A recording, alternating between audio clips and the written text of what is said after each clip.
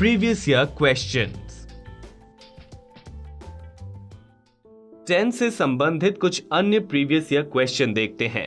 Result would have been much part 1 different had he projected himself part 2 into the minds of the masses of ordinary part 3 people and asked himself these questions part 4 no error part 5। The error lies in part 4 of the sentence।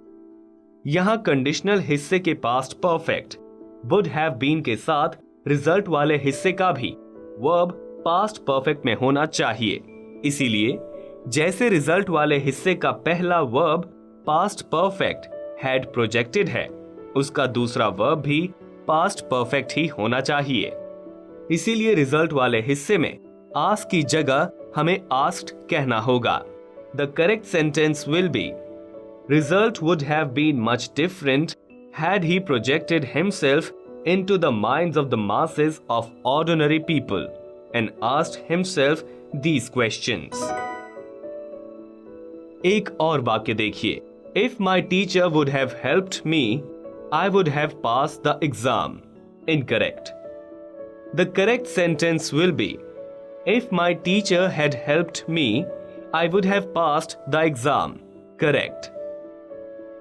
चलते चलते एक और बात जान लेते हैं। A principal clause in the present of future tense may be followed by subordinate clause in any tense। यानी यदि principal clause present या future tense में हो तो उसके बाद आने वाला clause किसी भी tense में हो सकता है। इन उदाहरणों में देखिए। You say principal clause that he is a handsome boy। Subordinate clause is यहां प्रिंसिपल सिंपल प्रेजेंट से है और दूसरा क्लॉज भी सिंपल प्रेजेंट इज है। He will say that you wrote him a letter. यहां principal clause simple future will say है और दूसरे क्लॉज का वर्ब सिंपल पास्ट रोट है।